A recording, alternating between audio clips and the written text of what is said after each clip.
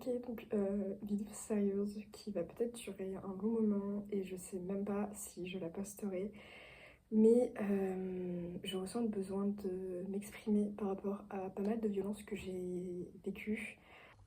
Ok, alors c'est la moi du futur. Je pense que ça se voit vu que j'ai les cheveux, mais la vidéo que vous vous apprêtez à voir, je l'ai faite en novembre 2023.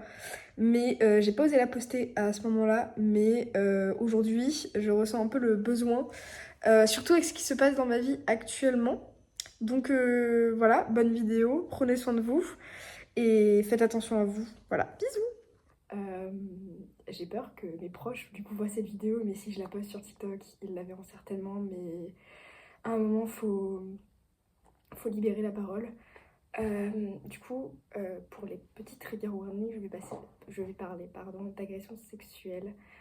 J'ai pas préparé de texte ou autre, donc vraiment tout ce que je vais dire va venir au feeling. Ça va être peut-être un petit peu brouillon. Mais on va commencer. Je crois que la première agression sexuelle que j'ai vécue, je sais pas si on peut en... Si, en vrai quand même, c'en est quand même une. J'avais 15 ans. C'était par l'ami de ma copine de l'époque. J'avais dormi avec lui à une soirée. Il n'y avait pas ma copine. C'était ok, etc. Et le mec a commencé à vouloir qu'on fasse des choses ensemble. Moi, j'étais pas ok, je le disais, etc. Et il y avait une autre personne qui dormait dans la pièce. Du coup, on communiquait par message. Et il me disait, en gros, je me rappelle plus des messages, mais il voulait que je le laisse se frotter à moi. Et je lui disais que j'avais pas envie, etc., etc. Je comprenais pas pourquoi il voulait faire ça. Et en gros, je lui ai demandé pourquoi. Et il m'a dit que c'était parce que ça lui ferait plaisir. Genre, il prendrait du plaisir à faire ça. Et du coup, il n'arrêtait pas de demander, de demander, de demander. Et j'ai fini par céder. Et pendant qu'il faisait, j'étais paralysée. J'ai très mal vécu pendant les quelques jours qui ont suivi cet événement. Vraiment, j'étais pas très très bien. Je me méfiais, mais à la fois, j'avais 15 ans, je connaissais pas la notion du consentement. Moi, je comprenais pas trop. À la fois, je me disais que c'était normal, mais à la fois, je me disais juste, j'ai trompé ma copine. C'était le seul truc que je retenais, alors que en vrai, je l'ai jamais trompée. Du coup, en aucun cas, je trouve que j'ai été la coupable. Mais encore ça n'a pas eu beaucoup trop d'impact. Ce qui a eu le plus d'impact, c'est un week-end, je me rappelle en 2020, en février 2020. J'avais passé un week-end chez un ami que je connaissais quand même plutôt bien, etc. On avait déjà eu des périodes de flirt, etc. Et je lui avais dit par contre que je venais chez lui, mais que je voulais qu'il se passe rien, parce que moi je venais de me séparer avec mon ex. Je... Enfin, du coup, mon copain de l'époque, et je voulais rien faire, genre vraiment. Et du coup, il m'a dit que c'était ok, il voulait juste me faire passer du bon sang parce que il savait que j'étais pas bien du coup à cause de ma rupture. Sauf qu'il est venu le premier soir et déjà il a commencé à essayer de m'embrasser. Moi, ça m'a fait bizarre, mais j'ai quand même accepté de l'embrasser en retour, puisque je me suis dit, bon, ça reste agréable. Et en fait, pendant tout le reste du week-end, il tentait des trucs, mais je lui disais toujours non, alors qu'à la base, je lui avais dit que je ne voulais rien faire.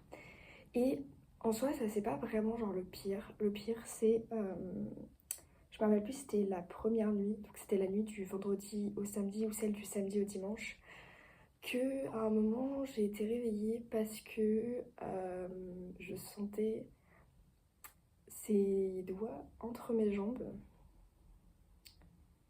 euh, et j'ai été incapable de bouger. Je n'ai pas bougé, j'ai juste attendu, je me suis dit, si je bouge pas, si je montre aucun signe du fait que je suis réveillée, il va finir par arrêter, etc. Et vraiment, j'étais pas bien, j'étais tétanisée. Encore une fois, comme du coup la situation précédente de mes 15 ans. Et du coup, la nuit est passée, le week-end est passé, etc. Ah oui, je me rappelle que le lendemain matin, on avait essayé de coucher ensemble. Moi, en fait, à ce stade-là, j'osais plus lui dire non, tellement j'aurais forcé alors que je disais non. Et surtout après l'épisode de la nuit, je n'osais plus rien dire. Du coup, je me laissais un peu faire et tout, et on a essayé de coucher ensemble, mais ça n'a pas voulu rentrer. Et tant mieux du coup. Mais du coup, bah, il me levait mon t-shirt, etc. Du coup, j'ai l'impression de m'être une victime parce que je me suis vraiment laissée faire. Mais à la fois, c'est que je ne pouvais rien faire. C'est pas que je voulais me laisser faire, c'est que bah, du coup, j'étais en sidération. Et ce terme, j'ai découvert, je crois, des mois après, même pas, peut-être un an et demi après. Et c'est là que j'ai compris que c'était pas ma faute. Et c'est quelques mois après, par contre, cet événement, enfin ce week-end-là, que j'ai appris en fait que ce que j'avais vécu, c'était une agression sexuelle. Et je sais même plus s'il y avait de la pénétration avec ses doigts. Et du coup, bah, je sais pas si c'était juste une agression sexuelle ou s'il y a eu un viol aussi d'une certaine manière. Mais dans tous les cas, ça reste très grave. Et du coup, ça m'a beaucoup impacté déjà après pour mes prochaines relations, enfin mes futures relations sexuelles. Et,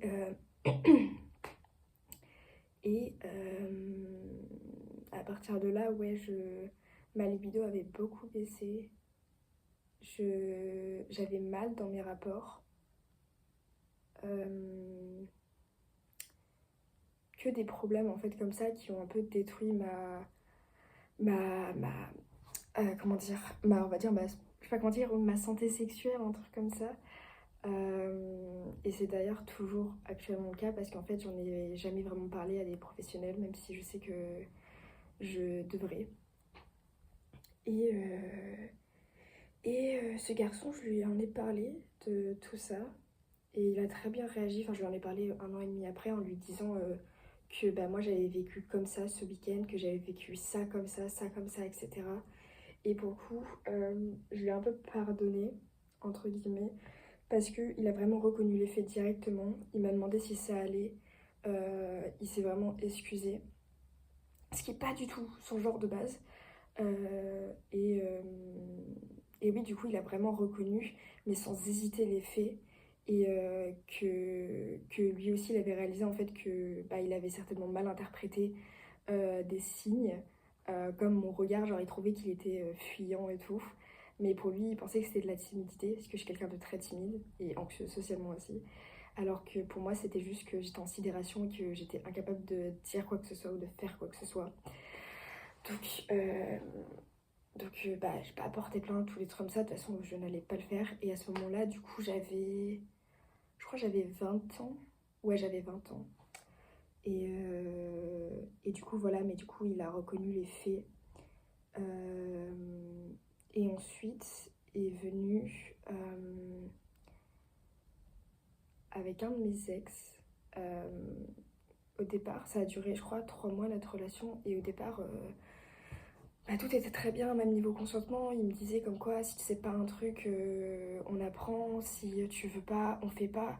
C'est pas grave, moi je suis pas là que pour le sexe, machin, machin. Enfin, déjà dire des trucs vraiment géniaux, mais enfin, non, des trucs normaux en fait plutôt.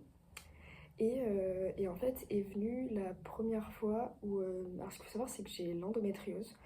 Donc, j'ai pas la certitude que c'est à cause de ça que j'ai aussi des difficultés dans mes rapports et des douleurs, mais je pense que c'est un lien. Et à un moment, j'ai eu très mal, et du coup, j'ai voulu qu'on arrête. Il a arrêté, pas de souci, vraiment directement. Mais il m'a très clairement fait comprendre qu'il était saoulé, que d'habitude, bah, il a de la peine pour moi, le fait que j'ai des douleurs et tout, mais que là, ça le saoulait vraiment. Du coup, on a arrêté, mais la culpabilisation derrière que j'ai eue, elle était énorme. Et du coup, je m'en suis. Bah, j'ai toujours ce problème en fait, justement, de culpabilité déjà de moi-même. Mais alors là, je m'en voulais, mais tellement, je me sentais comme une merde d'avoir bah, stoppé le rapport. Et je me suis même dit que en fait, j'aurais juste dû prendre sur moi, comme ça au moins il prenait son plaisir et puis basta quoi. Et il y a eu d'autres moments où, par exemple, je sortais de la douche, il était chez moi et j'étais assise sur mon lit à côté de lui, toujours en serviette, parce que bah voilà. Et il m'a soulevée. Et moi, c'est un truc qui me fait pas du tout rire à cause de mes traumas, justement. Et il était au courant de tous mes traumas sexuels, du coup. Mais il continue de le faire. Du coup, moi, je leur disais non. Et il refaisait. Et je leur disais non. Et il refaisait. Et ça, mais genre 5 6 fois peut-être. Et à un moment, je me suis vraiment énervée en lui disant, genre, stop, stop, arrête, alors que du coup j'étais nue en dessous, je suis quand même quelqu'un d'assez pudique, c'était en grand jour comme ça, donc moi je voulais pas, et il ne comprenait pas, donc il y a eu ça. Il y a eu un autre moment où j'avais mal au dos, du coup j'avais demandé de me faire un massage, mais je voulais garder mon t-shirt parce que sinon j'étais nue en dessous et moi ça me gênait. Parce que c'est pas parce qu'on est en couple qu'on est forcément obligé d'être à l'aise devant le regard de l'autre quand on est nu. Ça peut prendre beaucoup de temps et c'est ok, parce qu'il y en a qui l'oublient quand même. Et du coup, il a insisté en fait pour enlever mon t-shirt. Genre, il le relevait tout le temps en fait. Du coup, il était derrière moi, donc le dos, et limite, il voulait que je l'enlève.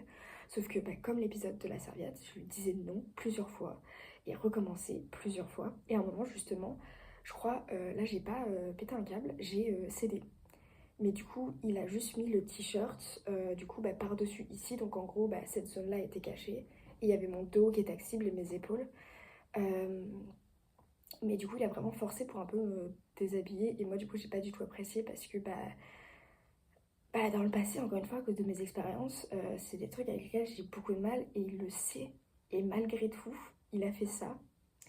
Et aussi, des fois, pour s'amuser, il s'amusait à toucher mon entrejambe, juste, en gros, comme ça, genre une petite caresse ou autre, comme ça. Et moi, je lui disais non parce que moi, ça, déjà, de base, ça me saoulait.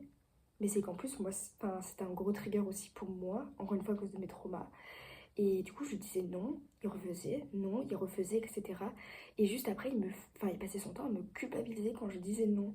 Comme quoi, j'étais trop fragile, machin, machin, tout ça, tout ça. Enfin, vraiment, tout ce qui... enfin, en fait, cette culpabilisation-là, ça faisait que je commençais à me dire que je devais vraiment juste céder tout le temps parce qu'en fait, de toute façon, il comprend pas. Mais au final, à un moment, on a eu une discussion sur le consentement parce que j'ai voulu lui parler de tout ce dont je viens de parler. Et pour lui, il disait comme quoi il avait rien fait de mal, etc. etc. Et en fait, pendant 1 heure, on a discuté du consentement, débattu même du consentement. Il ne comprenait pas. Et en fait, une semaine après, j'ai pris la décision de le quitter parce que je me disais que c'était plus possible. Et, d'ailleurs, il l'a très mal vécu, mais j'ai très mal vécu aussi parce que du coup, j'étais très amoureuse. Je suis même toujours attachée à ce garçon, alors que vraiment, il y a eu d'énormes histoires après par rapport justement à un peu ces agressions sexuelles dont je ne parlerai pas ici. Mais et c'est très dur d'être attaché à quelqu'un qui nous a fait autant de mal, surtout du mal comme ça. Parce que pour moi, c'est vraiment pire que tout, limite, ce mal. Et du coup, normalement, je vais bientôt voir une psychologue pour pouvoir parler de tout ça et d'autres choses aussi.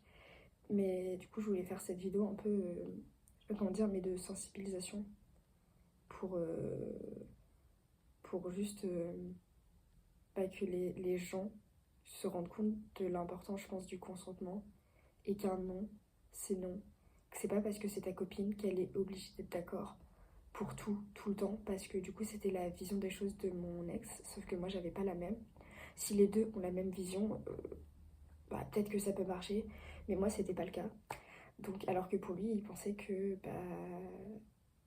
si lui, il en avait envie, bam, moi, j'en ai forcément envie, alors que non, ça marche pas comme ça de mon côté. Sauf que ça, il avait du mal à le comprendre. Donc vraiment, j'adore dire ça, mais enfin c'est un peu cliché, mais vraiment la communication c'est super important. Vraiment, n'oubliez pas de communiquer, de comprendre et surtout d'accepter les limites de votre partenaire. Et si ça ne matche pas, c'est pas grave, vous trouverez une personne, je pense, qui vous correspondra totalement, ou en tout cas presque totalement. Mais sur ça, c'est vraiment important d'être avec quelqu'un et de tomber avec des gens qui vous respectent en fait, parce que c'est important et les conséquences peuvent être tellement graves que je sais pas comment dire, mais il faut vraiment faire attention à ça. Et putain, j'espère vraiment qu'un jour ce genre de choses n'existera plus et que je sais pas, tout le monde connaîtra vraiment le consentement, mais surtout que tout le monde le respectera et saura gérer, je sais pas ce qui pousse les gens à agresser les autres personnes, genre sexuellement. Euh, je sais pas, des fois j'essaie de comprendre, mais est-ce que c'est un problème de frustration? Il y a des gens, je sais que ça peut être des maladies, mais bon, vu le nombre d'accusations de viol et d'agressions sexuelles, je ne pense pas que il y ait que des malades, enfin vraiment malades, on va dire psychologiquement, etc. Enfin, je sais pas en fait, j'essaie de comprendre, mais je pense pas que j'ai les capacités vraiment à le comprendre. Juste, bah, faut pas accepter ça, même si on aime la personne. Et, et voilà. Je sais pas où va finir cette vidéo, mais je crois que ça m'a fait du bien quand même de la faire. Je vois le temps, je fais un petit montage là-dessus, mais à mon avis, elle sera en deux parties. Donc voilà, si jamais je poste cette vidéo, j'espère que peut-être elle aura pu enfin faire du bien à certains. Et ouais, et voilà, et du coup, bah, je vous fais des bisous. J'ai pas du tout l'habitude de faire ce genre de choses. Mais voilà, et surtout prenez soin de vous et n'hésitez pas à parler, ne restez pas seul, entourez-vous de bonnes personnes et surtout sortez les gens qui vous font du mal de votre vie, surtout si elles ne changent pas en fait.